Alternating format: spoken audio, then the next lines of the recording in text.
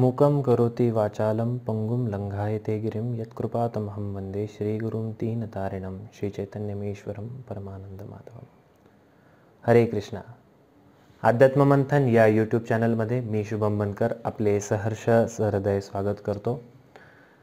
आपली अध्यात्माची पार्श्वभूमी ही जी आपली 6 व्हिडिओजची शृंखला आहे, जी श्रीमान राधेश्याम प्रभू यांच्या डिस्कवर युअरसेल्फ या पुस्तकावर आधारित आहे, त्याच्या आज आपण शेवटच्या भागापर्यंत पोहोचलेलो आहोत। आणि या शेवटच्या भागाचं नाव आहे, जर ईश्वर एक आहेत तर एवढे वेगवेगळे धर्म का। इथून मागच्या सर्व एपिसोड्समध्ये आपण अगदी सविस्तर चर्चा केली की भगवंत आहे का हे कोणत्या लॉजिक्सवरनं, कोणत्या तर्कांवरनं समजून घेऊ शकतो। जर ते आहेत दिसत तर नाही, मग त्यांना कोणत्या दृष्टीने, कोणत्या पद्धतीने जाणून घेतलं पाहिजे। जर वैदिक विज्ञानाला किंवा शास्त्रांना एवढं महत्त्व दिलं गेलं आहे संतांनी आणि सर्वच याच्यामध्ये, तर त्याच्यामागे काही तथ्य आहे का, त्यामध्ये काही सायन्स आहे का, आणि आजच्या तिथीला हे शास्त्र हे किती आपल्याला सोबत जातं, किती आपल्याला तर्कसंगत आहे, या गोष्टीविषयी आपण 3ऱ्या भागामध्ये चर्चा केली होती। त्यानंतर 4थ्या भागामध्ये आत्मा असतो का, त्यावर काही रिसर्च आहे का, जर असतो तर त्याचं डायमेन्शन काय, त्याच्या स्पेशलिटी काय त्या आत्म्याची, त्याच्या वेगवेगळ्या गोष्टींविषयी आपण चर्चा केली होती। आणि 5व्या भागामध्ये हा आत्मा कुठून आला आहे, आध्यात्मिक जग म्हणजे काय, या सगळ्या गोष्टींवरती एक रूपरेषात्मक चर्चा आपण केली होती। आजचा जो भाग आहे की जर एक ईश्वर आहे तर एवढे सगळे वेगवेगळे धर्म का बनलेले आहे। तर सगळ्यात पहिले मला धर्म या गोष्टीविषयी, हा जो शब्द आहे याच्याविषयी थोडंसं बोलावं वाटतं की धर्म हा शब्द रिलिजन जो इंग्लिश शब्द आहे त्याच्यामध्ये ट्रान्सलेट करणं हे खूप अवघड, म्हणजे खरं तर ते चुकीचं ट्रान्सलेशन आहे। कारण संस्कृतमध्ये धर्म हा शब्द याची व्याप्ती खूप मोठी आहे। धर्म म्हणजे अशी गोष्ट जी आपल्यापासून वेगळीच करता येत नाही। जसं अग्नीचा धर्म आहे त्याचा प्रकाश आणि त्याची दाहकता, साखरेचा धर्म त्याची गोडी आहे, मिठाचा धर्म हा त्याचा खारटपणा आहे, त्याच पद्धतीने आपल्यापासून आपला धर्म हा वेगळा करता येत नाही। मग त्याला उदाहरणं द्यायची झाली तर मी एक मुलगा आहे, म्हणजे जो आईवडिलांचा एक पुत्र आहे, तर माझा एक पुत्र असल्याचा एक धर्म असणार आहे माझ्या आईवडिलांविषयी। मी एका कुटुंबाचा सदस्य आहे तर त्या कुटुंबाविषयी असलेली जी जबाबदारी आहे तो माझा धर्म झाला। मी एक शेजारी आहे तर मला शेजार धर्म आला। मी एका समाजाचा घटक आहे तर मला समाज धर्म आला, मला त्यांच्यासाठी काहीतरी करणं भाग आहे। जर मी एखाद्या देशाचा नागरिक आहे तर मला देश धर्म आला। जर मी एखाद्या कुळामध्ये उत्पन्न झालेलो आहे तर मला कुळ धर्म आला। आणि अशा पद्धतीने ज्या पद्धतीने आपण स्वतःला आयडेंटिफाय करतो, जसं भगवद्गीतेमध्ये भगवंत अर्जुनाला सांगतात की तू क्षत्रिय आहे, लढणं हा तुझा क्षात्र धर्म आहे। तुकाराम महाराज सुद्धा शिवाजी महाराजांना या धर्माविषयी सांगतात। तर जी आपली आयडेंटिटी आहे की आपण स्वतःला काय म्हणून ओळखतो, तर ह्या वेगवेगळ्या आयडेंटिटीनुसार वेगवेगळे धर्म आपल्यासोबत आहेत। तर अर्जुनाचं जेव्हा भगवद्गीतेची सुरुवातच होते, अर्जुन हा धर्मसम्मूढ अवस्थेमध्ये आहे। धर्मसम्मूढ म्हणजे तो एक क्षत्रिय सुद्धा आहे आणि क्षत्रियाचं काम आहे की सत्यासाठी लढणे। पण त्याच्या समोर तो बघतोय की भीष्म पितामह वगैरे हे सर्व जे त्याचे नातेवाईक आहेत, गुरुवर्य आचार्य आहेत, द्रोणाचार्य, कृपाचार्य आणि सर्व त्याचे बांधव त्याच्या समोर लढण्यासाठी उभे राहिलेले आहे। तर आता एक भाऊ असल्याचा धर्म, एक शिष्य असल्याचा धर्म, एक नातू असल्याचा धर्म, हा सगळा धर्म आणि एक क्षत्रिय असल्याचा धर्म, ह्या दोन्ही धर्मांमध्ये इथं एक द्वंद्व तयार झालं होतं। त्यामुळे तो एका धर्मसम्मूढ अवस्थेमध्ये होता। तर भगवंतांनी त्यावेळी काउन्सिलिंग करून काय केलं, ह्या अर्जुनाला त्या धर्मसम्मूढ अवस्थेमधून त्याला वरती आणलं आणि हे शाश्वत आयडेंटिटी म्हणजे तू एक आत्मा आहेस इथपर्यंत आणून ठेवलं। आणि इथून पुढं अध्यात्म सुरू होतं। त्याची जी आयडेंटिटी, त्याची जी ओळख होती, ते मी म्हणजे हे शरीर आहे, आणि मग तो त्या शरीराला कधी क्षत्रिय म्हणेल, कधी कोणाचा शिष्य म्हणेल, कधी कोणाचा मुलगा म्हणेल, कधी कोणाचा भाऊ म्हणेल. तर या शरीराशी रिलेटेड, मनाशी रिलेटेड जेवढ्या ओळखी असतील, आयडेंटिटी असतील, ते आपल्याला धर्मसमूढ अवस्थेमध्ये टाकणारच आहे. पण एक आयडेंटिटी अशी आहे की मी शाश्वत सच्चिदानंद आत्मा आहे, जो भगवंतांचा अंश आहे. ज्यावेळी ही गोष्ट लक्षात येते त्यावेळी तो सर्व वेगवेगळ्या द्वंद्वामधून मुक्त होऊन तो त्याच्यातनं मोकळा होतो आणि त्याला क्लिअरली दिसायला लागतं की मी काय करायला पाहिजे आणि काय नाही करायला पाहिजे. तर ही गोष्ट म्हणजे धर्म. आणि आत्म्याचा एकमेव एकच धर्म आहे, तो ज्याच्यातून आलेला आहे त्याच्यावरती प्रेममयी सेवा करणं. म्हणजे जो ज्या परमात्म्याचा अंश आहे, तो ज्या भगवंतांचा अंश आहे, कृष्णाचा अंश आहे, त्या आत्म्याचं एकच कर्तव्य आहे की त्या भगवंतांची प्रेममयी सेवा करणे. हे कुठे आलेलं आहे? सवय पुंसाम परो धर्मो यतो भक्तीर अधोक्षजे. श्रीमद भागवत सांगते की प्रत्येक जीवात्म्याचा एकच धर्म आहे. म्हणजे तुम्हाला खूप सारे वेगवेगळ्या प्रकारचे धर्म असतील, पण या सर्व धर्मांमध्ये परो धर्मो, सवय पुंसाम परो धर्मो यतो भक्तीर अधोक्षजे, त्या भगवंतांची भक्ती करणं हा एकमेव धर्म आहे. आणि सगळे वेगवेगळ्या प्रकारचे धर्म हे त्याच गोष्टीसाठी स्थापन झालेले आहेत. तर किती जरी या जगामध्ये सर्व वेगवेगळ्या प्रकारचे जरी धर्म असले तरी अल्टिमेटली या सर्व वेगवेगळ्या धर्मांचा मेसेज, जो संदेश आहे, तो जवळपास सारखाच आहे. कोणताही धर्म घ्या, यांचे काही मूलभूत असे मेसेज आहे. पहिली गोष्ट, त्याच्यामध्ये थोडा थोडा फरक आहे, तर ते फरक पण आज आपण समजून घेऊया. सगळ्यात पहिली गोष्ट म्हणजे आपण कोण आहे? आपण हे शरीर नसून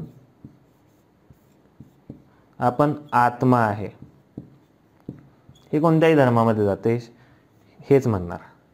दुसरी गोष्ट, आपण हे भौतिक जग हे आपलं रहिवास इथला नाही आहे. आपण इथले रहिवासी नाही आहोत.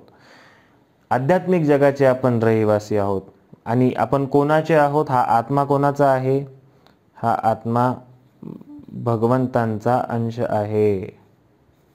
भगवंतांचा अंश आहे, दास आहे. त्यामुळे आपला या भगवंतांशी एक शाश्वत संबंध आहे. याच्याविषयी जवळपास सगळे धर्म बोलतात.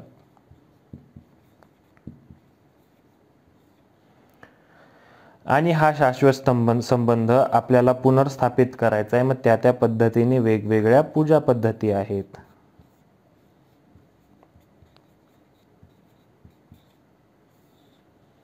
सगळे धर्म अजून हे सांगताय की हे भौतिक जग आपलं राहण्याचं स्थान नाही.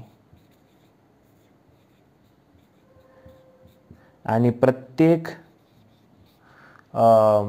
जो कोणता धर्म आहे तो एका आध्यात्मिक आनंदमयी जगाबद्दल बोलतो.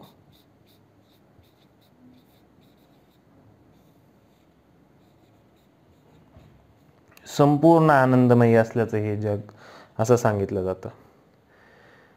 आणि अजून एक गोष्ट आहे की प्रत्येक धर्मामध्ये सर्वात सोपा मार्ग हा भगवंतांचं नामस्मरण सांगितलेला आहे.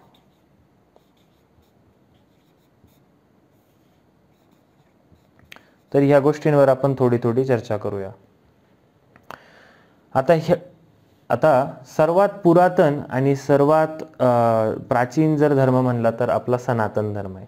याला आपण हिंदू धर्म म्हणतो. पण हिंदू धर्म असं सांगण्यात येतं की हे हिंदू हे नाव जेव्हा परकीय लोक हे सिंधू नदी पार करून आले तर त्यानंतर हिंदू नाव हे मिळालं. हे खरं असू नाही तर खोटं असू, पण जे सनातन, जो आपला खरा जो शब्द काय आहे, सनातन धर्म, कारण हा कायम पहिल्यापासून चालत आलेला होता आणि हा नेहमी चालत राहील. त्यामुळे याला सनातन धर्म म्हणलेला आहे. आणि याच्यामध्ये बऱ्याच अशा गोष्टी आहेत. सनातन धर्मामध्ये प्रत्येक जीवात्म्यासाठी खूप वेगवेगळ्या पद्धती त्याच्यामध्ये दिलेल्या आहे. जसं भगवद्गीता सुद्धा जेव्हा भगवंत देतात, भगवद्गीतामध्ये काय एक अशी पद्धत देत नाही. जितके वेगवेगळ्या प्रकारचे आत्मे आहे त्यांना वेगवेगळ्या प्रकारच्या चॉईस आहे, म्हणजे निवडी आहे आणि यांच्या चेतनेचे वेगवेगळे स्तर आहेत. भौतिक जगामध्ये अडकलेल्या आत्म्यांचे वेगवेगळ्या चेतनेचे स्तर आहे. ज्या चेतनेचा स्तर असेल त्या प्रत्येक व्यक्तीला वेगवेगळ्या पद्धतीची शिकवण द्यावी लागणार आहे. त्यानुसार आपल्या सनातन धर्मामध्ये असं नाही आहे की कंपल्शन आहे की तू हे तर हेच करायला पाहिजे. भगवद्गीतेमध्ये सुद्धा भगवंत श्रीमद भगवद्गीतासु उपनिषत्सु ब्रह्मविद्यायाम योगशास्त्रे, हे योगशास्त्रे मग ह्याच्यामध्ये वेगवेगळ्या प्रकारचे योग दिलेले आहेत. ध्यान योग, अष्टांग योग, कर्मयोग, निष्काम कर्मयोग, ज्ञान योग, भक्ती योग, असे वेगवेगळ्या प्रकारचे योग दिलेले जेणेकरून भगवत साक्षात्कार करण्यासाठी प्रत्येक जीवात्मा ही प्रेरित होऊ शकते. आणि अजून सुद्धा ह्यामध्ये खूप सारे हे दिलेले जे तमोगुणामधील जे लोक आहेत त्यांचा उद्धार कसा होईल, रजोगुणामध्ये, सत्वगुणामध्ये. सो हे खूप वास्ट आहे. सनातन धर्म जर समजून घ्यायचा असेल तर तो खूप वास्ट आहे. तर ह्या सनातन धर्माचा प्रभाव पहिले त्यावरती आपण नंतर येऊया. पण जो सनातन धर्म आहे तो संपूर्ण जगभर पसरलेला होता आणि याचे ट्रेसेस आपल्याला आजही बघायला मिळतात. जसं आपण जर सनातन धर्मानंतर त्याच्यानंतर जो धर्म आलेला असू शकतो तो आहे जो पारसी लोकांचा जो धर्म आहे झोरोएस्ट्रियनिझम. तर त्याला त्यांचा जो प्रेषित म्हणजे ज्यांच्यापासून हा धर्म सुरू झाला त्यांचं नाव होतं झोरातुस्त्रा. तर हे जे झोरातुस्त्रा त्यांना इंग्लिशमध्ये झोरास्टर पण म्हणतात. आणि ह्या धर्मामध्ये अग्नीच्या मार्फत भगवंतांची विशेष पूजा केली जाते. आणि त्यांच्या भाषेमध्ये या धर्माचं नाव माजदा यज्ञ. आता बघा हा शब्द सुद्धा यज्ञ, हा यज्ञ ह्या शब्दातून आल्यासारखा वाटतो. आणि अग्नीची पूजा करतायत ते.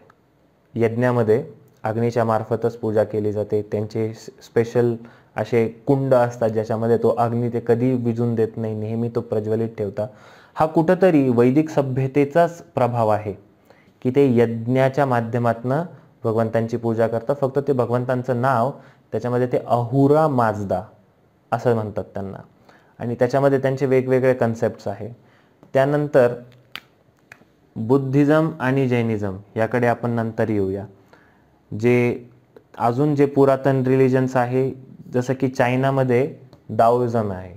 दाओइझम म्हणजे हे निसर्गातल्या प्रत्येक घटकाला पवित्र मानतात आणि त्यांच्यासोबत समतोल कशा पद्धतीने राहायला पाहिजे याच्याविषयी विशेष प्रयत्नशील असतात. मग ज्या पद्धतीने आपल्याकडे वारं वाहतं तर त्याचा पवनदेव आहे, अग्नीचा अग्निदेव आहे, व जलाचे स्रोत आहे तर त्याचे वरुण देव आहे. तसे हे प्रत्येक वेगवेगळ्या देवी देवतांची पूजा केली जाते जे वैदिक देवी देवतांशी समांतरच आहे, त्यांच्यासारखेच आहे. तर हे आहे दाओइझम जे चायनाचा मूळ तिथे रिलिजन होतं, धर्म होता. जपानमध्ये शिंथोझम आहे, शिंथो धर्म. तर हा जो शिंथो धर्म आहे हा आणि हे दाओइझम जवळपास सारखेच आहेत, सेम आहे.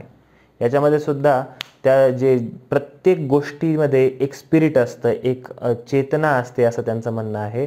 आणि प्रत्येक गोष्टीची ते पूजा करतात.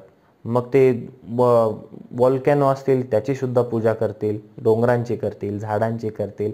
आणि ते म्हणतात की याच्यामध्ये कामी आहे तर त्या कमी नाही कामी, ते त्यांच्या देवी देवतांना त्या स्पिरिट्सला कामी असं म्हणतात. आणि हा शिंथो धर्म आहे. त्यानंतर ग्रीसमध्ये जे सर्व देवी देवतांचे पूजक होते पूर्वी, तर त्यांचे देवी देवता जर बघितलं तर ते आपल्यासारखेच आहे. इवन जपानमध्ये शिंथोझमचे सुद्धा त्यांची एक वीणा वाजवणारी देवी आहे. कोणती असेल? सरस्वती. त्यानंतर एक हत्तीचं डोकं असलेला देव आहे म्हणजे गणपती. कालभैरवासारखे त्यांचे देवी देवता आहे.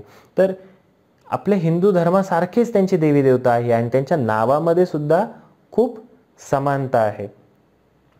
ग्रीसमध्ये सुद्धा जो धर्म होता, ज्याला नंतर हे लोक पेगनिझम वगैरे म्हणायला लागले, पण ग्रीसमध्ये सुद्धा त्यांचे जे देवी देवता होते तर त्यांना झूस जो इंद्रासारखा आहे, त्यांची बायको हेरा जी सचीसारखी आहे, त्यानंतर एरीज म्हणजे मंगळ ग्रह, अथिना सरस्वती सारखी आहे विद्येची देवी, तर अशा सूर्यदेव आहे. तर अशा सगळ्या गोष्टी ह्या जवळपास संपूर्ण जगभर हे निसर्गाच्या वेगवेगळ्या घटकांच्या मागे कुणीतरी नियंत्रक आहे ही गोष्ट जाणून ते त्या सर्व देवी देवतांची पूजा करत होते. आता बुद्धिझम आणि जैनिझम हे जे जन्माला आले तर ह्याच्या मागचे कारण वेगळे. ह्याच्यामध्ये ईश्वरावरती खूप जास्त स्ट्रेस नाही दिलेला की ह्या जगामध्ये कोणीतरी भगवंत आहे, याच्यावरती खूप जास्त स्ट्रेस न देता स्वतःच्या आत्म्यावरती जास्त त्यांनी भर दिलेला आहे. आणि जे बुद्धिझममध्ये वेदांना आणि भगवंतांना फार जास्त मानलं, म्हणजे वेदांना नाही मानत ते. याचं कारण असं होतं, कारण एक असा काळ आला होता की ज्यामध्ये वेदांचा उपयोग हा चुकीच्या कारणासाठी होत होता. यज्ञ जी विधी आहे, यज्ञामध्ये पूर्वी बळी दिली जायची. आता यज्ञ हा काही कलियुगाचा युगधर्म नाही, यज्ञ हा त्रेतायुगाचा युगधर्म आहे. आणि त्रेतायुगामध्ये जे ब्राह्मण होते हे इतके शक्तिशाली होते की ते मंत्रांनी अग्नी प्रज्वलित करायचे, जे याज्ञिकी होते. आणि त्या यज्ञामध्ये शेवट एक बळी हा दिलाच जातो, पशुबळी. ही यज्ञाची सिस्टीम आहे. मग ते ज्यावेळी ते बळी दिला जायचा ते इतके पॉवरफुल होते ते जे याज्ञिकी होते की जो बळी दिला जातोय त्याला लगेच मनुष्यजन्म कशा पद्धतीने प्राप्त होईल इतकं पोटेन्शियल त्यांच्यामध्ये होतं. आणि ते त्या यज्ञामध्ये ते हे केल्यानंतर त्या पशुचं सुद्धा कल्याण व्हायचं. पण कलियुगामध्ये कलौ शूद्र संभव, कलियुगामध्ये कोणीही इतर वर्ण नाही, सर्वांची जी मेंटॅलिटी आहे ती शूद्र. याचा अर्थ असा नाही की ह्याच्यामध्ये वर्णभेद आहे, ब्राह्मण क्षत्रिय वैश्य शूद्र नाही. भगवद्गीतेमध्ये भगवान श्रीकृष्ण सांगतात चातुर्वर्ण्यम मया श्रेष्ठम गुणकर्म विभागशः. हे जन्माच्या आधारावरती विभागलेलं नाही आहे, हे गुणांच्या आधारावर विभागलेलं आहे. ज्याचा जसा गुण आहे त्यानुसार ती व्यक्ती ब्राह्मण आहे, क्षत्रिय आहे, वैश्य आहे, शूद्र आहे हे डिसाईड होतं. जर आपण शास्त्रांमध्ये बघितलं तर जाबाल उपनिषद आहे 108 उपनिषदांपैकी. जर हे जाबाल उपनिषद हे कोणी लिहिलं असेल, हे जाबाली ऋषींनी लिहिलं आहे. आणि हे जाबाली ऋषी कोण होते? ते जेव्हा त्यांच्या गुरुकडे गेले आणि त्यांनी विचारलं की हे गुरुदेव मला विद्या द्या, मला तुम्ही ज्ञान द्या, तुम्ही मला शिष्य म्हणून स्वीकार करा. तर साहजिक आहे, कोणी आपण जर कोणत्या शाळेमध्ये दाखला घ्यायला गेलो तर पहिली गोष्ट ते आपल्याला नाव विचारणार आहे. आणि त्यांना जेव्हा नाव म्हणजे विचारलं की तुझं नाव काय, तुझं गोत्र काय, तर त्यावेळी ते त्यांच्या चेहऱ्यावर खूप मोठं प्रश्नचिन्ह उभं राहिलं. ते म्हणाले की माझं नाव जाबाल आहे पण माझं गोत्र मला माहिती नाही. म्हणजे असं कसं, तुझं गोत्र तुला का माहीत नाही? कारण त्यांनी सांगितलं की त्यांची आई ही एक वेश्या होती आणि त्यामुळे त्यांचे वडील कोण आहे हे तिलाही माहीत नाही आणि तिने आजवर मलाही सांगितलेलं नाही. तर त्यावेळी जाबाली ऋषींच्या गुरूंनी ही गोष्ट त्यांचे बघितल्यानंतर ते म्हणाले की तुझ्यामध्ये जो सत्यभाषी हा जो गुण आहे हा ब्राह्मणत्वाचा गुण आहे, त्यामुळे मी तुला माझा शिष्य म्हणून स्वीकार करतो. तर इथं त्यांनी हे नाही बघितलं की तो कोणत्या जातीचा आहे, कोणत्या वंशात उत्पन्न झालेला आहे. त्यांनी हे बघितलं की ह्याच्यामध्ये गुण कोणते आहेत. त्याच पद्धतीने हे जे भगवंत सुद्धा भगवद्गीतेमध्ये सांगतात की हे चारही वर्ण गुणांच्या आधारावर आहे. पण कलियुगामध्ये वेदांचा एवढा चुकीचा उपयोग का झाला? कारण जी मेंटॅलिटी होती ही सर्वांची अगदी शूद्र मेंटॅलिटी, म्हणजे ह्याचा जातीशी काही संबंध नाही आहे, कुणी जोडण्याचा प्रयत्न करू नका. मेंटॅलिटीबद्दल बोलतोय, ते गुणाबद्दल बोलतोय. आणि त्यामुळे ह्या वेदांचा जो उपयोग आहे हा संपूर्ण चुकीच्या पद्धतीने झाला. आणि जे स्वतःला सो कॉल्ड ब्राह्मण म्हणवणारे होते, खरं तर जातीपातीमध्ये आपला धर्म वाटला गेला आणि जे डिस्क्रिमिनेशन झालं त्याच्याने आपल्याच धर्माला अवकळा आली. तर आज वेळ आलेली आहे की हे सगळ्या गोष्टी व्यवस्थित त्याच्या मुळापासून समजून घेऊन पुन्हा आपल्या जे पवित्र जो धर्म आहे ज्याच्यामध्ये इतकं सारं ज्ञान भरलेलं आहे या सगळ्याचा आपण फायदा घ्यावा. तर ज्यावेळी यज्ञाचा जो उपयोग आहे त्यातला जो पशुबळी आहे, कलियुगामध्ये हा यज्ञाचा उपयोग, यज्ञ हा नेहमी भगवान विष्णूंच्या संतुष्टीसाठी केला जातो, भगवंतांच्या संतुष्टीसाठी केला जातो. पण याचा उपयोग काही लोक म्हणजे बहुतांश लोक हे आपल्याला स्वतःला मांस खायचं आहे यासाठी तो सुरू झाला. आणि इतक्या मोठ्या प्रमाणावरती हे यज्ञ वाढले आणि यज्ञासोबत पशुबळी सुद्धा वाढले. तर भगवंतांनी स्वतः बुद्धांच्या रूपामध्ये शाक्यवेश अवतार घेऊन बौद्ध धर्म स्थापन करून त्यांनी ह्या सगळ्या पशुबळीला आणि वेदांनाच नकारलेला आहे. तर काही आणि नंतर पुन्हा पुढे येऊन आदिशंकराचार्यांनी जे शिवांचा अवतार होते त्यांनी वेदांची स्थापना केली आणि अद्वैत सिद्धांत मांडला. त्यानंतर मध्वाचार्य आले, त्यांनी द्वैत सिद्धांत मांडला. मग रामानुजाचार्य आले, विशिष्ट अद्वैत. असे सिद्धांतामध्ये पण इव्हॉल्युशन होत गेलं.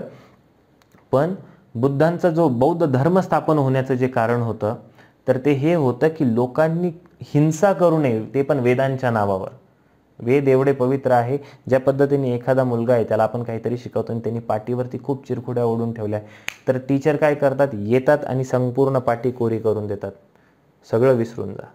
त्याच पद्धतीने बुद्धांनी हे जे उपद्रव करणारे सगळे लोक होते त्यांना सगळ्यांना बाजूला ओढलं आणि त्यांना सांगितलं की नाही, अहिंसेला जास्त महत्त्व दिलेलं आहे. त्यामुळे जैन धर्म आणि बौद्ध धर्म हे अशा कालखंडामध्ये जन्माला आलेले, त्यांचं मुख्य तत्व हे अहिंसा आहे. त्या पद्धतीच्या त्यांच्या ध्यान पद्धती आहेत, त्या पद्धतीच्या त्यांच्या सर्व पूजा पद्धती आहे. तिथं भगवंतांशी योग करण्याचं फार जास्त नाही बोललं जात, तरी सुद्धा त्यांचं मेन तत्व हे अहिंसा आहे. आणि जैन धर्माची सुद्धा स्थापना ही जे ऋषभदेव आहे त्यांचे पहिले तीर्थंकर, तर हे ऋषभदेव हे 24 तीर्थंकरांपैकी पहिले तीर्थंकर आहे. आणि त्यांचं नाव हे भगवान विष्णूंच्या 24 अवतारांपैकी एक आहे. श्रीमद भागवतामध्ये ऋषभदेवांविषयी खूप सविस्तर माहिती येते. तर हे सुद्धा एक सनातन धर्माचाच एक भाग आहे हे संपूर्ण, कारण याच्यामध्ये खूप समानता आहे. त्यानंतर सगळ्यात जो तरुण सध्याचा जो धर्म आहे तो सिख धर्म. आणि सिख धर्मामध्ये सुद्धा एक भगवंत आहे, आपण शरीर नाही आत्मा आहो, आपला भगवंतांशी शाश्वत संबंध आहे. याच सगळ्या गोष्टी पुन्हा बोलल्या गेलेल्या आहे की एक ओंकार सतनाम करता पूरक निर्मो निर्मय अकाल मूरत अजुनी सेवंग गुरु प्रसाद जो आद सच जुगाद सच है भी सच नानक होसी भी सच. ते एका अशा अकाल मूरत विषयी बोलतात की ज्याच्यावरती काळाचा काहीही प्रभाव पडत नाही. तो एक आहे ओंकार सतनाम. आणि भगवंत सुद्धा भगवद्गीतेमध्ये काय सांगतात, रसोहम अप्सु कौंतेय प्रभास्मी शशी सूर्ययो प्रणव सर्व वेदेषु शब्दखे पुरुषम नृषुः. संपूर्ण वेदांमध्ये मी ओंकार आहे हे भगवंत सांगतायत. आणि शीख धर्म सुद्धा तेच सांगतोय. आणि अशा भगवंतांना आपण कशा पद्धतीने शरणागती करायची आहे त्याविषयी बोललं जात आहे. आणि विशेष करून शीख धर्माचं हे जे चिन्ह आहे त्या चिन्हामध्ये 2 तलवारी आहे, मध्ये चक्र आहे, ही तलवार आहे. तर हा एक वॉरियर धर्म आहे ज्याची स्थापना ही हिंदू धर्माच्या संरक्षणासाठीच झालेली होती, जो खालसा पंथ आहे. आणि प्रत्येक हिंदूंचा जो पहिला मुलगा असायचा, मोठा मुलगा, तो त्या काळामध्ये तो शीख बनायचा. शीख म्हणजे शिष्य. जे 10 गुरु झाले गुरु नानकांच्या नंतर, अगदी 10वे गुरु गुरु गोविंद सिंगांपर्यंत, तर यांचे शिष्य बनणं, ते शिष्य काय देतो, शिक्षा देतो. शिक्षा म्हणजे सीख देतो. आणि त्या सीखचे जे ॲक्सेप्ट करतात त्यांना सीखच म्हणलं गेलं, किंवा शिष्य या शब्दाचा अपभ्रंश होऊन सीख झालेला आहे. तर हा सनातन धर्मापासून काही फार वेगळे नाही आहे. हे सगळे जे धर्म आहे एवढे इथे टाकलेले, त्याला आपल्याला त्याच्यामध्ये पूजा पद्धती किंवा त्यांच्या थोड्या कन्सेप्ट वेगवेगळ्या वाटतात, पण ह्या सगळ्यांचा अल्टिमेट ध्येय हेच आहे की परम सत्य उजागर झालं पाहिजे. आणि हे सगळे ह्याच क्वेश्चनला विचारतात की मी कोण आहे, मी कुठून आलो आहे आणि मला तिथे परत कशा पद्धतीने जायचं आहे. ॲटलिस्ट ह्या गोष्टी तरी ते बोलतात की हे जग भौतिक आहे, एक आध्यात्मिक जग आहे आणि तिथे आपल्याला पुन्हा परत जायचं आहे. ह्या गोष्टींविषयी हे बोलल्याशिवाय राहतच नाही. त्यामुळे हे सगळं सनातन धर्माचाच एक प्रभाव आहे. जसं जसं सनातन धर्म हा भारतापुरता जसा मर्यादित होऊ लागला, तिथं जे ॲक्टिव्ह जो प्रिन्सिपल होता सनातन धर्माचा तो कमी झाला, पण त्याचं तत्व हे बऱ्यापैकी तसंच्या तसं उरलं. आणि हे सगळे सनातन धर्माचाच भाग आहे असं आपण म्हणू शकतो. आता राहिल्या अब्राहमिक रिलिजन, जे अब्राहमिक धर्म आहे, ज्यांची सुरुवात इस्लाममध्ये ज्यांना हजरत इब्राहिम, आणि ख्रिश्चॅनिटी आणि जुडाइझम म्हणजे यहुदी धर्मामध्ये ज्याला अब्राहम असं नाव आहे. तरी असं सांगितलं जातं की मिडल ईस्टमध्ये तिथे एक अब्राहम म्हणून एक प्रोफेट होते आणि त्यांच्यापासून पुढे जे धर्म सुरू झाला तर त्यांना अब्राहमिक रिलिजन म्हणतात. आणि बहुतेक वेळा आपल्याला असं वाटतं की हे 3 धर्म हे एक ईश्वरवादी आहे, आणि हे जे बाकीचे धर्म आहे, शीख धर्म नाही, शीख धर्म सोडून द्या, पण हिंदू धर्म मुख्यतः आणि बाकीचे दाओझम, शिंतो धर्म आणि पेगनिझम, आपल्याला असं वाटतं की हे बहुईश्वरवादी आहे.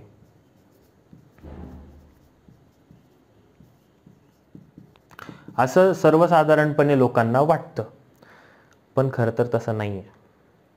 सर्व धर्म हे एक ईश्वराविषयीच बोलत आहेत.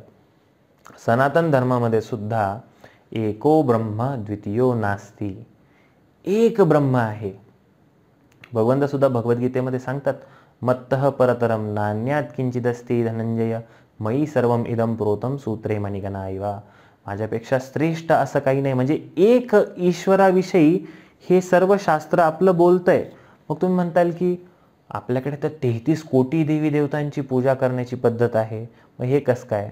आपण आपल्या सनातन संस्कृतीमध्ये भगवंत म्हणजे ईश्वर आणि ईश्वराची शक्ती, मग याच्याशी जोडली गेलेली प्रत्येक गोष्ट, या सगळ्या गोष्टींची आपण पूजा करतो. जसं की समजा तुम्ही जर म्हणत असाल की मी प्राईम मिनिस्टरचा खूप आदर करतो, तर प्राईम मिनिस्टरचा आदर करणं म्हणजे काय? प्राईम मिनिस्टरनी जी सिस्टीम पूर्ण देशामध्ये ज्या पद्धतीने त्यांची यंत्रणा चालते, जी गव्हर्नमेंट चालते, त्या गव्हर्नमेंटच्या प्रत्येक घटकाला आदर देणं म्हणजे प्राईम मिनिस्टरला आदर देणं. जर आपण ग्राउंड लेवलला एखाद्या पोलीस यंत्रणा, ह्या सगळ्या वेगवेगळ्या प्रकारच्या जशा यंत्रणा असतात गव्हर्नमेंटमध्ये, या सगळ्यांचा जेव्हा आपण आदर करतो त्याच वेळी आपण म्हणू शकतो की हा आपण प्राईम मिनिस्टरचा व्यवस्थित आदर करतो. तसंच ही जी भगवंत ही जे आहे यांची महासत्ता आहे संपूर्ण ब्रह्मांडामध्ये, ते काय सगळ्या गोष्टी स्वतः एकटेच नाही करत बसत. त्यांनी सगळ्या गोष्टी व्यवस्थित ज्या त्या जीवात्म्यांना नेमून दिलेल्या आहे की वारा व्यवस्थित पद्धतीने वाहत राहायला पाहिजे. ही जबाबदारी कोणाची आहे? ही पवन देवाची आहे. वरुणाला पाण्याचे दिलं आहे, इंद्राला पावसाचं दिलेलं आहे, अग्नीला हे दिलेलं आहे. त्यामुळे आपण ज्यांच्यामुळे आपल्याला संपन्नता आलेली आहे, या प्रत्येक गोष्टीला आपण नमस्कार करतो आणि प्रत्येक गोष्टीला आपण कृतज्ञ होऊन त्यांची पूजा करतो. आपण आपल्या आईवडिलांच्या ज्या पद्धतीने कृतज्ञतेने पूजा करतो, त्याच पद्धतीने आपण कृतज्ञता व्यक्त करण्यासाठी सर्व वेगवेगळ्या देवी देवतांची पूजा करून सर्वांचे आभार मानतो आणि त्यांच्याकडनं आपण खूप सारे बेनिफिट पण घेतो. पण याचा अर्थ असा नाही की सगळे भगवान आहे. भगवंतांची ह्या सर्वजण शक्ती आहे. याच्याबद्दल भगवद्गीतेमध्ये भगवंत क्लिअरली सांगतात की यांती देवव्रतान देवान पित्रान यांती पितृव्रता भूतानी यांती भूतेज. म्हणजे जे देवांची सेवा करतात ते देवांकडे जातात, जे पित्रांची करतात ते पित्रांची करतात, जे भूतांची सेवा पूजा करतात ते भूतांमध्ये जातात. तर हे असं भगवंत जेव्हा सांगतायत त्यावरून लक्षात येतं की ह्या सर्व गोष्टी भगवंतांपासून भिन्न आहे, तरी सुद्धा भगवंतांच्या या सत्तेचा भाग आहे. म्हणजे प्रत्येक जी शक्ती आहे ही पूर्ण पुरुषोत्तम भगवंत नाही आहे, पण भगवंतांची विशेष शक्ती आहे. त्यामुळं आपल्या हिंदू धर्मामध्ये 33 कोटी देवी देवतांचा, आता बरेच लोक असं म्हणतात की ते 33 कोटी नाही आहे, ते फक्त 33 प्रकार आहे. तसं जरी असलं तरी स्वर्गामध्ये अनेक वेगवेगळ्या प्रकारचे देवी देवता हे आहेतच, जे वेगवेगळ्या ज्या निसर्गाच्या फोर्सेसला, तत्वांना कंट्रोल करण्यासाठी बनलेले आहेत. तर हे सर्व देवी देवता अस्तित्वात आहे, त्यांचं अस्तित्व कोणी नाकारू शकत नाही. ते फक्त आपल्या डोळ्यांना जरी दिसत नसले तरी ही प्रत्येक गोष्ट आपोआप पद्धतीने चालते, तर ह्याच्या मागे कोणीतरी कंट्रोलर आहे. तर भगवंत ही प्रत्येक गोष्ट डायरेक्ट कंट्रोल करायला येत नाही, ते ह्या सर्व गोष्टींना कंट्रोल देतात. म्हणून आपली संस्कृती ही बहुईश्वरवादी नाही आहे, ती एक ईश्वरवादीच आहे. पण ही जे वेगवेगळे जे छोटे छोटे ईश्वर आहे, जे परम ईश्वर नाही आहे पण ते ईश्वरच आहे. ईश्वर म्हणजे कंट्रोलर, ज्या वेगवेगळ्या निसर्गाच्या घटकांना, आपल्या शरीरामध्ये सुद्धा वेगवेगळ्या अवयवांचे देवी देवता कारक आहेत. जसं चंद्र मनाचा कारक आहे, नेत्रांचं सूर्य कारक आहे, अशा त्याच पद्धतीने ह्या जग जे संपूर्ण पद्धतीने मॅकॅनाइज्ड पद्धतीने चालते, ह्या सगळ्यांच्या मागे कोणी ना कोणी देवता नेमून दिलेले आणि आपण या प्रत्येकाला आदर देतो, अशी सिस्टीम आहे. त्यामुळे जर कोणी म्हणत असेल की आपलं हिंदू संस्कृती ही फक्त बहुईश्वरवादी आहे, तर ते चुकीचं आहे. ही सुद्धा एक ईश्वरवादीच आहे आणि त्याच्या मागे ब्रह्म परमात्मा भगवान त्या कन्सेप्टकडे आपण नंतर येऊया. याच्या आधी सुद्धा आपण त्याला स्पर्श केला होता. पण एक्सक्लुझिव्हली आपल्याला असं वाटतं की हे जे 3 धर्म आहे हे एक ईश्वरवादी आहे, जे ज्यांना अब्राहमिक धर्म आपण म्हणतो, जे हजरत इब्राहिम किंवा अब्राहम पासून सुरू झाले. आणि यातला सर्वात जो पहिला जो पुरातन धर्म आहे तो यहुदी धर्म आहे. आणि हे जे यहुदी लोक आहेत, हे मेन त्यांचा जो प्रोफेट आहे, जो त्यांचा मसीहा किंवा पैगंबर, तर ते मूसा किंवा मोजेसला मानतात की त्यांनी ज्या शिक्षा लोकांना घालून दिलेल्या आहेत, जे शिकवणी ज्या दिलेल्या आहे, त्यांना मानणारे त्यांना यहुदी किंवा जीव लोक म्हणतात. आणि हा जीव धर्म हा याच्यासोबत खूप समानता आहे झोरास्ट्रियन रिलिजन सोबत, या धर्मासोबत तर बऱ्यापैकी समानता आहे. हे म्हणतात की एकच ईश्वर आहे आणि पुन्हा यात सगळे पॉइंट्स की एक ईश्वर आहे, त्याचं धाम आहे वगैरे, जे ह्याच्यात सांगितलेलं आहे खरं तर तेच आहे, फार जास्त फरक नाही आहे. ख्रिश्चॅनिटीमध्ये सुद्धा असं सांगितलेलं आहे की कोणीतरी एक ईश्वर आहे, तो सर्वश्रेष्ठ आहे आणि तुम्ही त्याचं नाव घ्यायला पाहिजे. हे सर्व यहुदीच होते, पण यहुदी लोकांनी येशू ख्रिस्ताला त्यांचा मसीहा किंवा मेसेंजर, भगवंतांचा देवदूत मानलं नाही. ज्यांनी येशू ख्रिस्तांना मानलं की हे भगवंतांचे प्रेषित पुत्र आहे, देवदूत आहे, त्यांना आपण ख्रिश्चन म्हणायला लागलो. आणि याच लाईनमध्ये पुढे जे पैगंबर मोहम्मद आले, ज्यांनी पैगंबर मोहम्मदांना मानलं त्यांना आपण मुसलमान म्हणतो किंवा याच्यापासून इस्लाम स्थापन झाला. पण ह्या सगळ्यांचे जे जसं कुराणमध्ये इथून मागचे जेवढे पैगंबर असतात त्यांचे सगळ्यांचे नाव आले. मग येशू ख्रिस्ताचं पण नाव आलेलं आहे आणि मोसेसचं पण नाव आलेलं आहे, ज्याला हजरत मूसा म्हणतात. ते फक्त त्यांचे जे वेगवेगळ्या काळामध्ये जे वेगवेगळे देवदूत आले त्यानुसार हे वेगळे 3 धर्म बनले, पण यांचा कोर एकच आहे. पण हे आपल्याला खूप वेगळे जरी वाटत असले, सांगतात तर ते सुद्धा एकच गोष्ट आहे की तुम्ही आत्मा आहात, तुम्ही भगवंतांचे आहात, तुम्ही आणि भगवंतांची सेवा करायला पाहिजे. त्यामुळे हे सगळा धर्माचा पॅटर्न जरी वेगवेगळा आपल्याला दिसत असला तरी सुद्धा याच्या मूळ प्रिन्सिपल्स हे एकच आहे. पण याच्यामध्ये फरक सुद्धा आहे. फरक काय आहे की जसं जसं काळानुरूप जिथं जिथं ज्या ज्या पद्धतीची गरज होती त्या त्या पद्धतीच्या शिकवणी दिल्या गेल्या. आता येशू ख्रिस्त हे बायबलमध्ये बोलतात, त्यांचे जे सर्व शिष्य होते हे सर्व कोण होते? हे सर्व मेंढपाळ, मासेमार करणारे, त्यानंतर तिथलं कारकून काम करणारे, कार्पेंटर वगैरे, हे सर्व त्यांचे शिष्य होते. आणि जेव्हा येशू ख्रिस्त त्यांना सांगायचे, त्यांना ज्ञान द्यायचे, तर त्याच्यामध्ये बायबलमध्ये एका ठिकाणी येशू ख्रिस्त म्हणतात की मला तुम्हाला खूप काही द्यायचं आहे, पण तुमच्याकडे तेवढं सगळं घेण्याची पात्रता नाही आहे, तुम्ही अजून तेवढं सगळं ज्ञान सहन नाही करू शकत. हे असं येशू ख्रिस्त बोलत आहे. त्यानंतर त्यांचे जे शिष्य होते त्या शिष्यांचे जे आपण फक्त ॲनालिसिस करतोय सर्व वेगवेगळ्या प्रकारच्या धर्मांमध्ये, तर त्यांचे जे शिष्य होते येशू ख्रिस्तांनी स्वतःच सांगितलं होतं की आज माझे जे खास जे 12 शिष्य माझ्यासमोर बसलेले आहेत, त्यांचं जे लास्ट सपर म्हणजे शेवटचं जेवण संध्याकाळी जेव्हा येशू ख्रिस्तांनी घेतलं होतं, तिथंच त्यांनी भविष्यवाणी केली होती की जे रोमन आहेत ते मला कसे येऊन पकडणार आहे आणि मला सुळावर चढवणार आहे आणि माझा पत्ता हे 12 शिष्यांपैकीच एक जण सांगणार आहे. तर त्यांच्या 12 शिष्यांपैकी एक जो जुडास होता, त्यांनी 30 चांदीच्या सिक्क्यांसाठी येशू ख्रिस्ताचा पत्ता सांगून दिला होता. त्यानंतर पीटर, जो रोमन कॅथलिक जे चर्च आहे ह्याची सुरुवात ही पीटरपासून होते, येशू ख्रिस्तांचा मेन शिष्य मानला जातो. तर येशू ख्रिस्तांनी स्वतःच सांगितलं होतं की जेव्हा मला ते खूप शॉक झाले त्यांना सांगितल्यानंतर की आपल्यातल्यापैकी एक पकडून देणार आहे. तर तो पीटर म्हणत होता की येशू, हे असं कसं होऊ शकतं, आम्ही तुमच्यासोबत कसं काय विश्वासघात करू शकतो कोणीही. तर त्यावेळी येशू ख्रिस्त म्हणाले होते की पीटर, तू स्वतः मला 3 वेळा नाकारशील. आणि ज्यावेळी येशू ख्रिस्तांना ते क्रॉस त्यांच्या खांद्यावरती चढवलेला होता आणि ते घेऊन जात होते आणि त्यांना चाबकाचे फटके पडत होते, त्यांच्याशी जे संबंधित आहे त्यांना पण शिक्षा होऊ शकते. त्यामुळे जेव्हा पीटर त्यांच्या समोर आला आणि त्या चाबूक मारणाऱ्यांनी जेव्हा विचारलं की तू ह्याला ओळखतोस का, तर पीटर म्हणाला होता की नाही, मी नाही ओळखत. म्हणजे येशूने जे सांगितलं होतं ते खरं ठरलं. मग याच्यावरून लक्षात येतं की ही जी विभूती आहे ही फार मोठी होती. त्यांच्याकडे ज्ञान सुद्धा पूर्ण होतं, पण त्यांच्या शिष्यांना ते तेवढंच देऊ शकतात जेवढं ग्रहण करण्याची क्षमता आहे. आणि आपल्याला समजू शकतं की त्यांची शिष्यत्व बघा की ते स्वतःच्या गुरुचाही नकार करत आहेत, तर त्यांना केवढं मिळेल. आपण त्यांची भक्ती भावना जी होती, नंतर भविष्यामध्ये त्यांनी खूप काही केलं ख्रिश्चॅनिटीसाठी, पण त्यांना तेवढाच मेसेज दिला जाऊ शकत होता जेवढा त्यांना पचेल, रुचेल आणि त्यांना ग्राह्य होईल. त्यामुळे जीसस बायबलमध्ये म्हणतात की मला द्यायला खूप आहे पण तुम्ही घेऊ शकत नाही. त्या उलट भगवंत भगवद्गीतेमध्ये जेव्हा अर्जुनाला सांगतात, अर्जुनाचं इथलं कॅरेक्टर वेगळं आहे.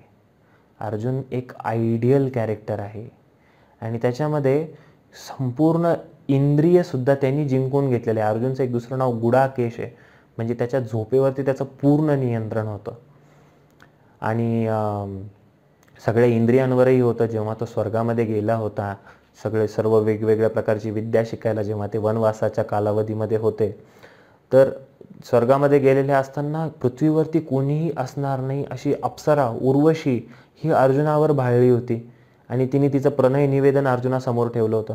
पण अर्जुन म्हणाला की मी एकतर इथं शिक्षणासाठी आलेलो आहे, मी हा अजेंडा घेऊन इथं आलेलो नाही आहे.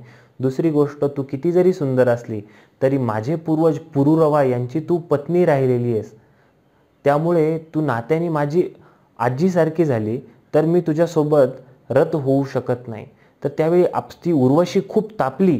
ती म्हणाली की मूर्ख आहेस तू का, कारण अप्सरा ही कोणत्याही एका व्यक्तीची मालमत्ता कधी होऊ शकत नाही, तिचं कामच ते आहे. पण त्यावेळी इंद्र म्हणाला की अर्जुन म्हणाला की मला ते शक्य नाही. त्यावेळी त्या अप्सरेने शाप दिला उर्वशीने की तू 1 वर्षासाठी नपुंसक होऊन जाशील, तू किन्नर होऊन जाशील. तर त्यावेळी अर्जुनाने, जो एक क्षत्रिय आहे, विचार करा, एक क्षत्रिय ज्याच्यामध्ये असं पौरुष आहे, त्याला जर अशा पद्धतीचा शाप दिला तर ती किती लज्जास्पद गोष्ट वाटेल एखाद्याला. पण त्यांनी दोन्ही हात जोडून तो स्वीकार केला की ठीक आहे, मला मान्य आहे. तर हे अर्जुनाचं आयडियल कॅरेक्टर आहे आणि ह्या आयडियल व्यक्तीला भगवान श्रीकृष्ण म्हणतात भगवद्गीतेमध्ये की मी तुला आता असं ज्ञान देत आहे जे ज्ञान घेतल्यानंतर जगामधलं कोणतंही ज्ञान घेण्याचं बाकी राहणार नाही. यम लब्ध्वा चापरम लाभम मान्यतेनाधिकम ततः यस्मिन् स्थितो न दुःखेन गुरुणापी विचाल्यते. हे मिळाल्यानंतर ह्याच्यापेक्षा काही श्रेष्ठ मिळायला पाहिजे असं तुला कधीही वाटणार नाही. अशा पद्धतीच्या गोष्टी भगवंत सांगताय. अजून ते एका ठिकाणी सांगतायत की मी तुला गुह्यतम ज्ञान सांगतोय, सर्वात मोठं सिक्रेट सांगतोय.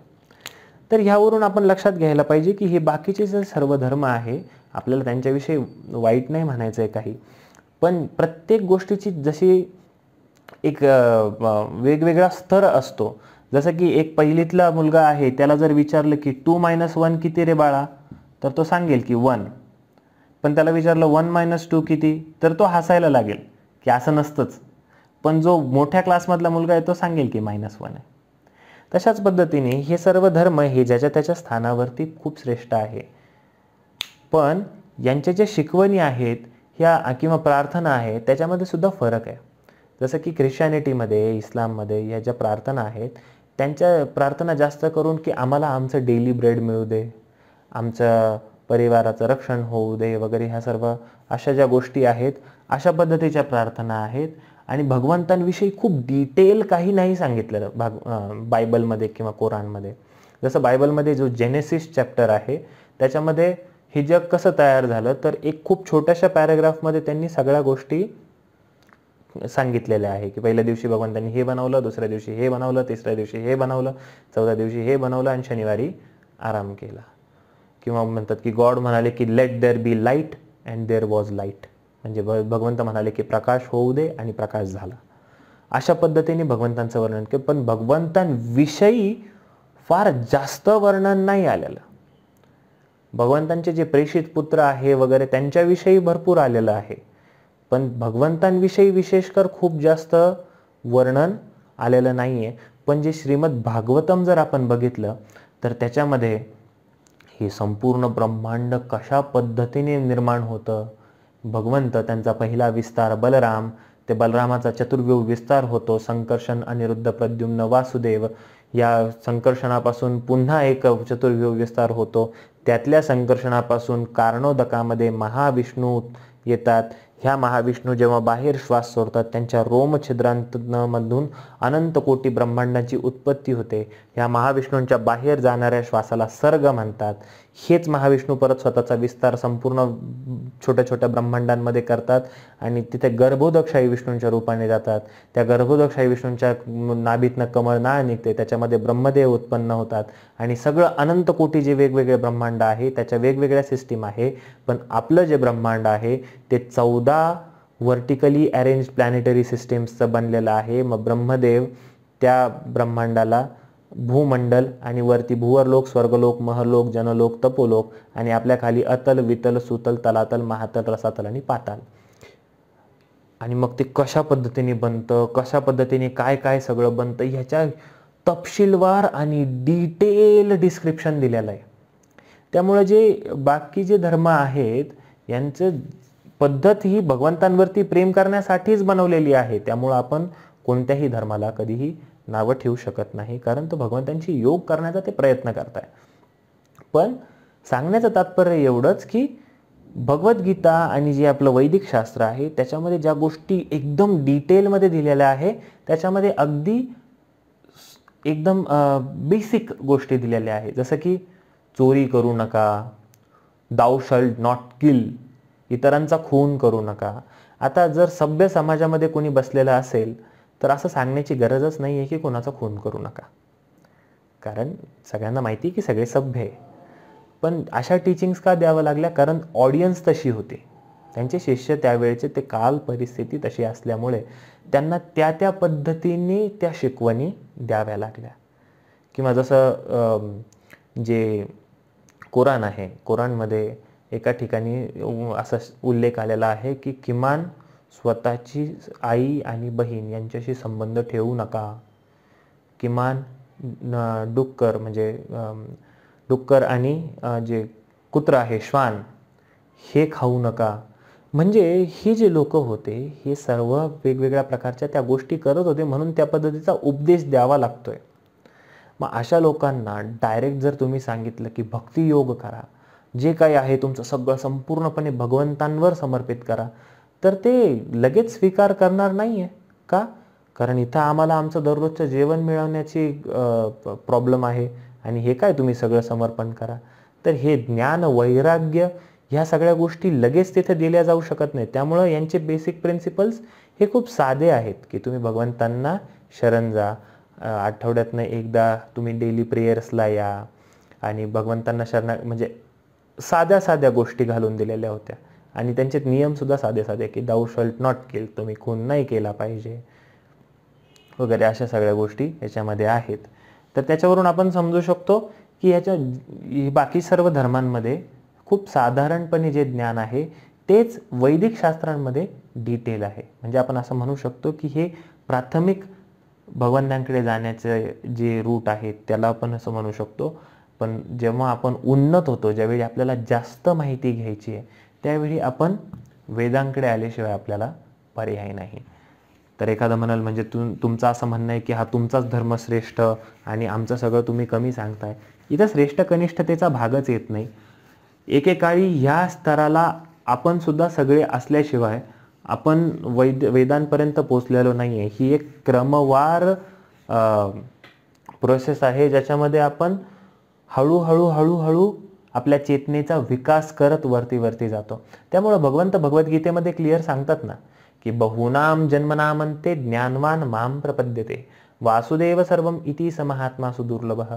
कोटी कोटी जन्मानंतर एखाद्या व्यक्तीला समजतं की मी त्याचं सर्वस्व आहे. आणि जर मी त्याचं सर्वस्व आहे, जर त्याला ह्या जन्ममृत्यूच्या फेऱ्यातनं जर मुक्त व्हायचं असेल तर त्याच्यासाठी सुद्धा भगवंत सांगतात की जन्मकर्मच मे दिव्यम एवं यो वेत्ती तत्वतः. माझं जन्म आणि माझं कर्म हे दिव्य आहे, जो तत्वतः जाणतो. आणि तत्वतः कोण जाणू शकतं भगवंतांना? भक्त्या माम अभिजानाति यावन्याश्चास्मी तत्वतः. माझा भक्त मला तत्वतः जाणू शकतो. त्यामुळे हे जे वेगवेगळे धर्म आहे हे साधारणपणे 4 लेवलला आपण त्यांचं कॅटेगरायझेशन करू शकतो की भगवंतांची शरणागती ही 4 लेवलनी केली जाते. पहिली आहे की एखादी व्यक्ती भयातनं भगवंतांना शरण जाईल. आपण बऱ्याच वेळा ख्रिश्चॅनिटी आणि इस्लाममध्ये ही गोष्ट वारंवार ऐकायला मिळते की अगर अल्लाह म्हणजे जर तुम्ही अल्लाहला शरणागती नाही केली, जर खुदाला नाही मानलं तर तुम्हाला दोजत मिळेल किंवा जहन्नुममध्ये जायला मिळेल आणि अनंत काळासाठी तुम्हाला तिथे त्रास सहन करावा लागेल. हे खूप वेळा आपल्याला ख्रिश्चॅनिटी आणि इस्लाम त्यांचे जे चर्चा असतात त्याच्यामध्ये म्हणजे ते ऐकायला मिळतं. म्हणजे ते भय याच्या आधारावरती भगवंतांना शरणागती करताय की जर हे नाही केलं आपण तर आपल्याला नरकामध्ये टाकलं जाईल. आणि असं काही नाही की हिंदू लोकांमध्ये तसं नाही आहे. आपण त्याच्यामध्ये येणार आहे की सनातन धर्मामध्ये सुद्धा ह्या पद्धत आहे की आपण भयावरती भगवंतांना शरणागती करतो की जर नाही केली तर आपलं काहीतरी वाईट होईल. पण हा सर्वात खालचा स्तर आहे की भयाने आपण भगवंतांना शरणागती करायची. त्याच्यावरती असतं की आपली आशा आहे. हा त्याच्यापेक्षा थोडासा उन्नत स्तर आहे की एखाद्या व्यक्तीला त्याला समजतं की ही कोणीतरी जी व्यक्ती आहे ज्याला आपण ईश्वर किंवा भगवान म्हणतो ह्याच्यामध्ये हे सामर्थ्य आहे की तो आपल्या सर्व वेगवेगळ्या प्रकारच्या इच्छा पुरवू शकतो. मग आपल्या इच्छा पूर्ण व्हाव्या म्हणून भगवंतांना शरणागती करणे ही झाली 2nd लेवल. आणि आपले बहुतांश हिंदू समाज हा साधारणपणे या लेवलला आपल्याला दिसतो. कारण आपल्या खूप साऱ्या वेगवेगळ्या इच्छा आहे. आपण हे पण बघत नाही की समोर देव कोण आहे. गेल्यानंतर पहिले हात जोडायचे, डोळे बंद करायचे आणि आपल्या मनातल्या सगळ्या इच्छा आपण लगेच त्यांच्याजवळ व्यक्त करायला सुरुवात करतो. तर हा सुद्धा सर्वात उन्नत स्तर नाही आहे, हा सेकंडरी आहे. त्याच्या पुढे असते कृतज्ञता की ज्या ईश्वराने ज्या भगवंतांनी मला एवढं सगळं दिलेलं आहे, मला चांगलं शरीर दिलं, मला चांगले नातेवाईक दिले आणि या जगामध्ये जे काही आहे मला ऑक्सिजन मिळतो फुकट, मला सनलाईट मिळतो फुकट, मला पाणी मिळतं सगळं फ्री.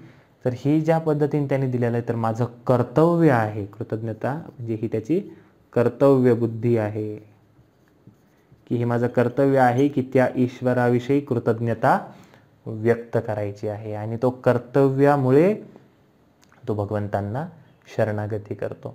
पण जी सर्वात उन्नत जी स्टेज आहे त्याला म्हणायचं प्रेम. कारण हे भगवंत मी यांच्यातून आलेलो आहे, माझा त्याच्याशी शाश्वत संबंध आहे आणि तो माझा आहे, माझा त्याच्यावर अधिकार आहे. त्यामुळे ही जी प्रेमाची पायरी आहे ही सर्वात श्रेष्ठ आहे. आणि इथे जे पोचतात त्यांना आपण संत म्हणतो.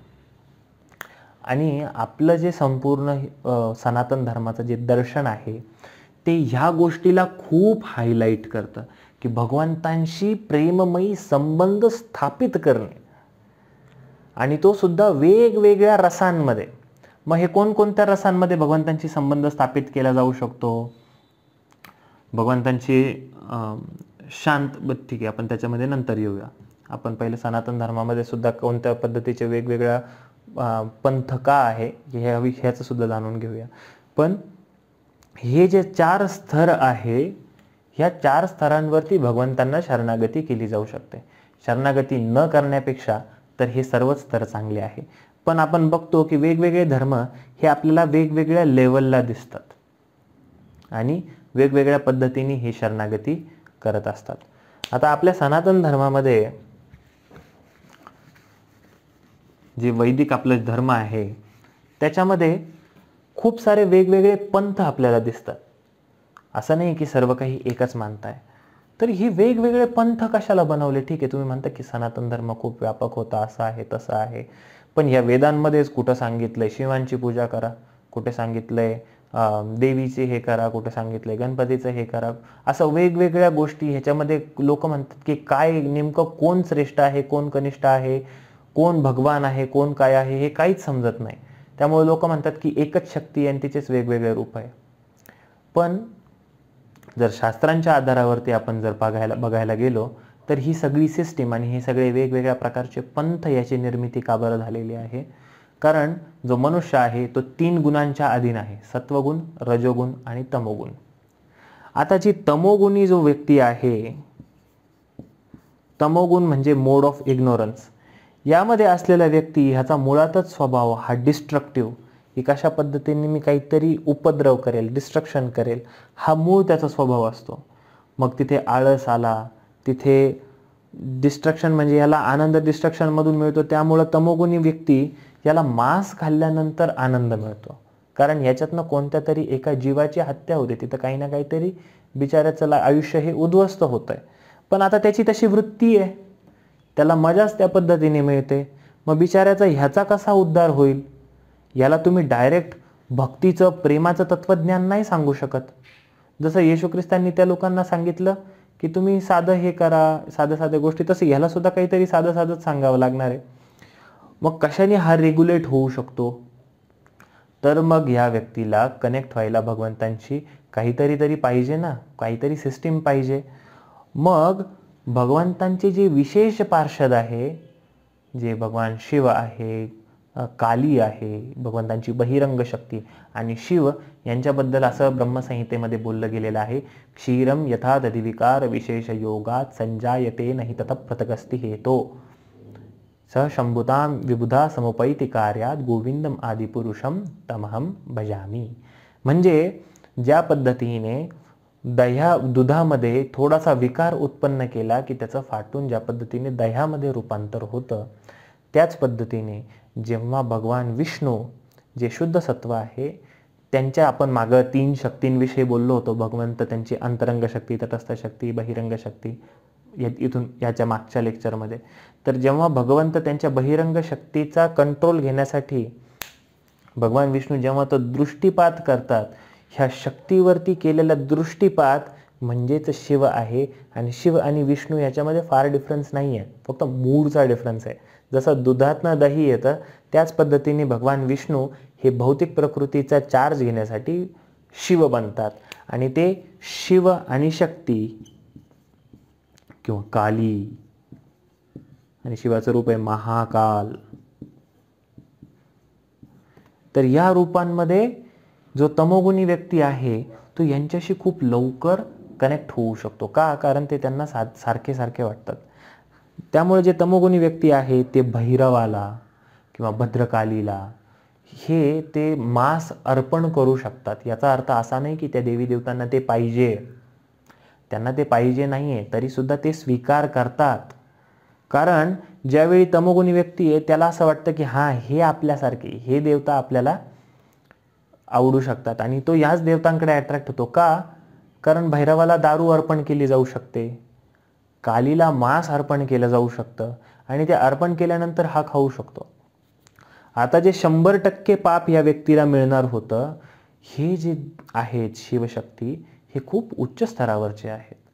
त्यामुळे त्याच्यातलं जे पापाचा जो वाटा होता हा कमी होतो, आणि ही जी आत्मा आहे जी तमोगुणामध्ये फसलेली आहे त्याचा हळूहळू उत्थान होतं, हळूहळू त्याची वृत्ती बदलत जाते. कारण या महासत्तेमध्ये तो कोणाला तरी शरणागती करतोय, आणि ज्यांना शरणागती करतोय ते भगवंतांचेच पार्षद आहे, भगवंतांचेच विशेष. शिव हे गुणावतार म्हणलं जातं भगवंतांचा. ब्रह्मा विष्णू महेश यांना गुणावतार म्हणलेला आहे. 6 प्रकारचे वेगवेगळे अवतार असतात, जसं की पुरुष अवतार, मन्वंतर अवतार, गुणावतार, लीला अवतार, आवेश अवतार, असे वेगवेगळे अवतार आहेत. तर त्यातला जे शिव आहेत ते गुणावतार आहे. आणि आपण बघतो की जे राक्षससुद्धा आहेत हे त्यांच्या वेगवेगळ्या इच्छा पूर्ण करण्यासाठी ते भगवान शंकराचीच त्यांनी नेहमी तपश्चर्या केलेली आहे. पण आपण बघतो त्याचा रिझल्ट काय झालेला आहे. जसं भस्मासुराने तपश्चर्या केली भगवान शंकरांना प्रसन्न करून घेतलं, पण प्रसन्न झाल्यानंतर तो भगवान शंकरांनाच नष्ट करण्यासाठी त्यांच्या मागे धावू लागला हात घेऊन. आणि नंतर भगवान विष्णूंनी मोहिनी मूर्तीच्या रूपामध्ये त्या भगवान शिवांना तिथे त्या वाचवलं त्या भस्मासुरापासून. किंवा आपण बघतो की रावण सुद्धा तमोगुणी व्यक्ती आहे.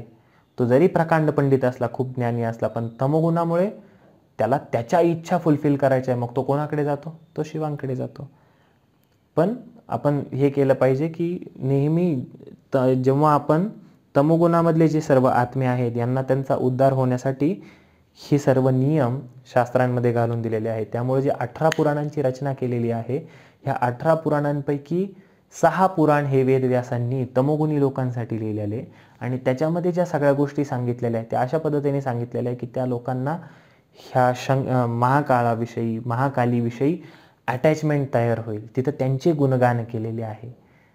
मग ज्यावेळी व्यक्ती तमोगुणातनं वरती उठतो आणि रजोगुणामध्ये तो जातो, तर रजोगुण हा वेगवेगळ्या इच्छा, वेगवेगळे भोग घेण्याची इच्छा हा रजोगुण दाखवतो.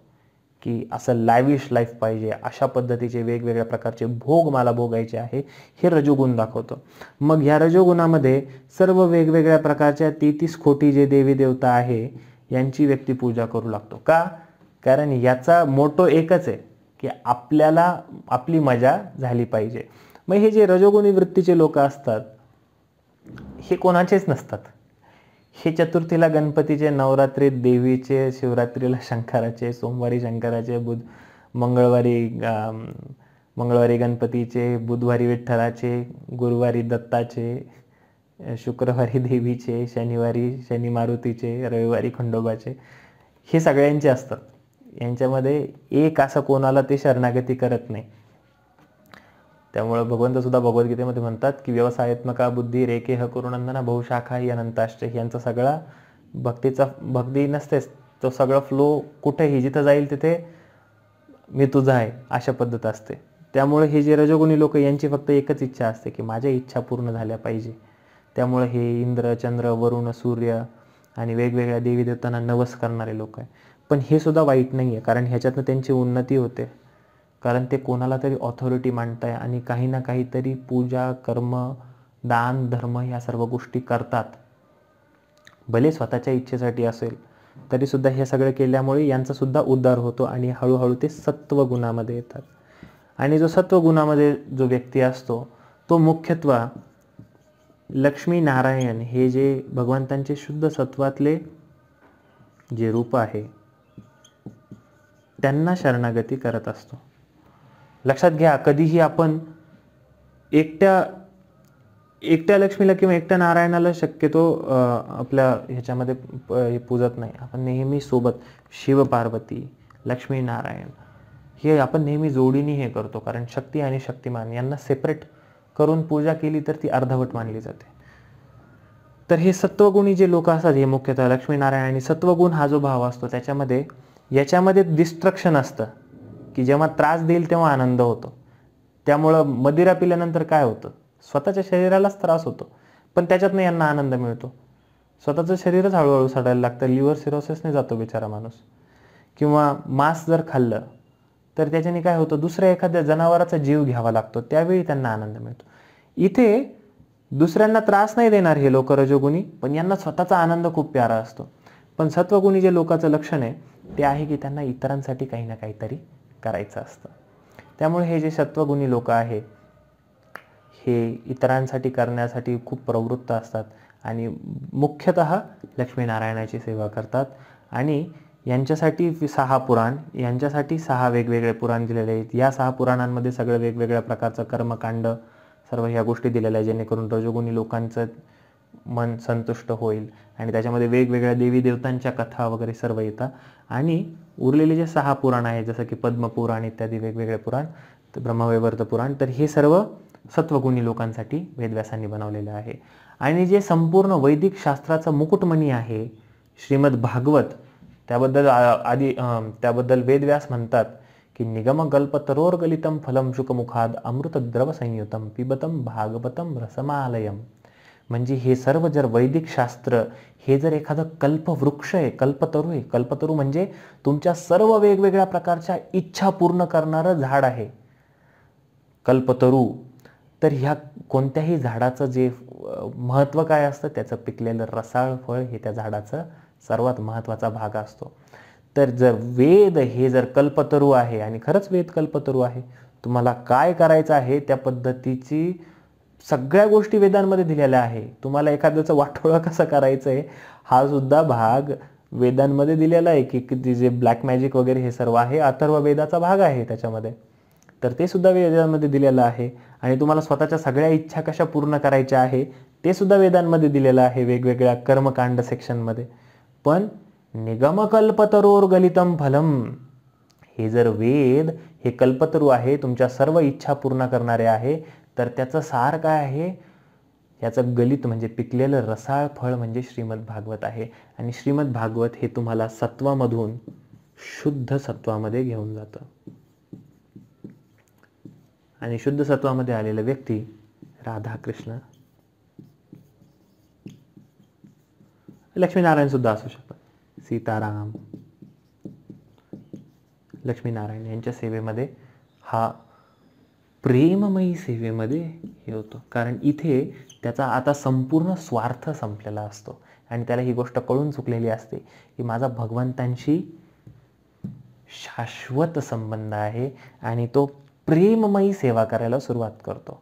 फक्त कर्तव्यबुद्धीने नाही, तो प्रेममयी सेवा करायला सुरुवात करतो. आणि ह्यालाच प्रेममयी सेवेला भक्ती म्हणलेलं आहे.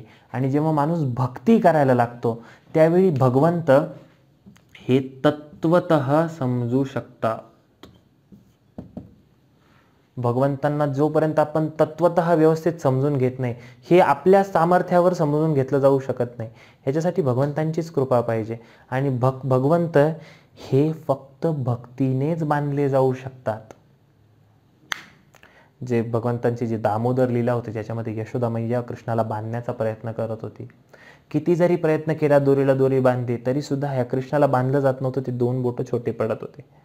पण मग कृष्णाने स्वतः जेव्हा आईला पाहिलं की एवढी थकली आहे, तर त्यांनी स्वतः ती दोरी घेतली आणि स्वतःच्या कमरेला ती बांधून घेतली आणि त्यांना दामोदर हे नाव पडलं. दाम म्हणजे दोरी आणि उदर म्हणजे पोट. तर या लीलेवरून भगवंत सांगतायत की मी अनंत आहे, तुम्ही मला तुमच्या प्रयत्नांनी नाही बांधू शकत. पण आपलं प्रेम आणि आपले एफर्ट्स बघून भगवंतच आपल्या प्रेमामध्ये स्वतःला बांधून घेतात, भक्ताच्या प्रेमामध्ये. तर तत्वतः जर जाणून घ्यायचं असेल, आणि आपण बघतो की ज्याला मग जेव्हा जर भगवंत प्रेमाने बांधले गेले तर मग या जगामध्ये अशा गोष्टी बघायला मिळतात की हे पूर्ण पुरुषोत्तम भगवंत आहेत की नाही असा भास व्हायला लागतो. कारण शेष महेश गणेश दिनेश सुरेश हो आदि निरंतर ध्यावे, जाही अनादि अनंत अखंड अछेद अभेद सुवेद बतावे, नारद से सुख व्यास रटे पविहारे तऊ पुनि पार न पावे, ताही अहिर किय छोहरिया छछिया भर छाछ पे नाच नचावे.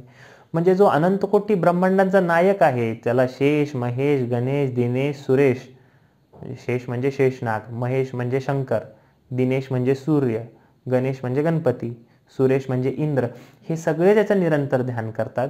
ज्याही अनादि अनंत अखंड अछेद अभेद असं वेद म्हणतायत, त्यांची स्तुती करतायत. नारदापासून शुकापासून व्यासापर्यंत सगळे ज्याला मिळवण्यासाठी प्रयत्न करून तितकी मोठ्या मोठ्या तपश्चर्या करताय, प्रेमाने बांधले गेले असल्यामुळे ताही अहिर की छोहरिया, या अडाणी गोपी छछिया भर छाछपे नाच नचावे, ओंजळभर ताक तुला देते नाच, आणि त्यांना नाचायला लावतात स्वतःच्या इशाऱ्यांवरती. जेव्हा भगवंत प्रेमामध्ये बांधले जातात आणि तो जे रस आस्वादन आहे ते काही वेगळीच लेवल असते. त्यामुळं आपल्या सनातन संस्कृतीमध्ये आपण भगवंतांकडनं काहीतरी घ्यायचं आहे याच्यापेक्षा आपल्याला भगवंतांना काहीतरी द्यायचं आहे हा भाव जास्त प्रॉमिनंट आहे. आणि या भावाला आपल्या संपूर्ण वैदिक आणि सनातन संस्कृतीमध्ये खूप महत्त्व दिलेलं आहे.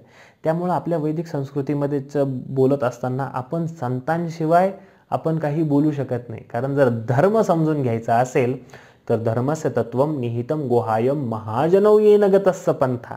धर्म कोणाला समजला? महाजनांना समजला की त्यांनी काय केलं.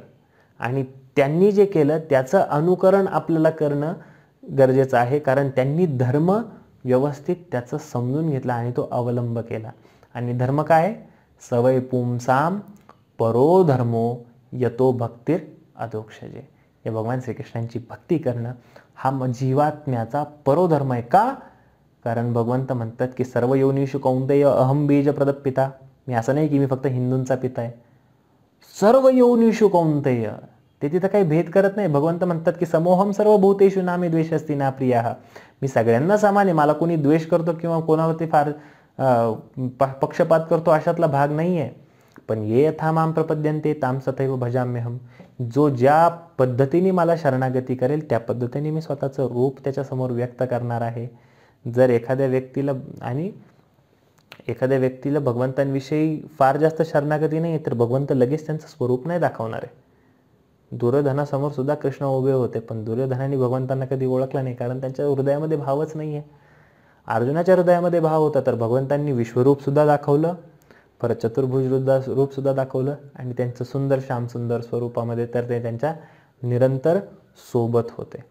तर भगवंतांना जर समजून घ्यायचं असेल तर ज्या पद्धतीची आपली भावना आपण त्यांच्यामध्ये इन्व्हेस्ट करतोय त्या पद्धतीने हे भगवंत स्वतःला प्रकट करणार आहे. मग ह्याच्यामध्ये आपण जे धर्माला जे वेगवेगळे नावं दिलेली आहे ह्याच्याने काही फरक पडत नाही. जितकी भावना आपण इन्व्हेस्ट करणारे तितके भगवंत मदत करणार आहे. कारण हे शरीर तर नश्वर आहे. हे जे आपल्याला लेबल मिळतं की मी हिंदू आहे, मी हे ख्रिश्चन आहे, मी अमकं आहे, मी तमकं आहे, हे तर शरीराला मिळतं आहे. आत्मा हा निरंतर भगवंतांचाच आहे. त्यामुळं सवय पुंसाम परोधर्मो, त्यामुळे प्रत्येकाने परोधर्माचं पालन करणं हे अत्यंत महत्त्वाचं आहे. आणि ज्यांनी त्यांनी आपापल्या पद्धतीने जर ह्या परोधर्माचं खऱ्या अर्थाने जर पालन करायला सुरुवात केली, या जगामध्ये आपोआप शांतता नांदणार आहे. कारण जो तो ज्याचा त्याच्या भक्तीमध्ये स्थिर आहे. कोणीही व्यक्ती की मी तुझ्यापेक्षा श्रेष्ठ हो, आय एम होलियर दॅन दाव, असं बोलण्याचा प्रयत्न करत नाही आहे. त्यामुळे धर्माचं तत्व हे एकच आहे, भगवंतांवरती विशुद्ध प्रेम करणे. आणि हेच सर्व धर्म शिकवत आहे. याच्या लेवल वेगवेगळ्या आहे, याच्या चेतनेचे स्तर वेगवेगळे आहे. त्याच्यामुळं वेगवेगळ्या व्हरायटीच्या लोकांसाठी, जीवात्म्यांसाठी वेगवेगळे धर्म आणि पंथ हे जरी निर्माण झाले असले तरीसुद्धा आकाशातम पतितम तोयम यथा गच्छति सागरम सर्वदेव नमस्कार केशवम प्रतिगच्छति. आकाशातनं पाणी पडतं, त्याच्या वेगवेगळ्या धारा होतात, आणि या सर्व वेगवेगळ्या धारा ज्या पद्धतीने केशवाकडे जाऊन थांबतात त्याच पद्धतीने आपण कुठेही नमस्कार केला तरी तो परम भगवंतांकडेच पोचणार आहे. त्यामुळं आपण सर्वजण जास्तीत जास्त भावनेने आपण जी कोणती पूजा पद्धत करतोय त्याला शरणागत होऊया. पण वेदांची आणि विशेष करून श्रीमद भागवताची पद्धत आहे की भगवंतांशी जर संबंध करायचा असेल, योग साधायचा असेल तर अनन्यास्तम चिंतयंतो माम, भगवंतांचं निरंतर चिंतन झालं पाहिजे. आणि भगवंतांचं निरंतर चिंतन कशा पद्धतीने होऊ शकतं?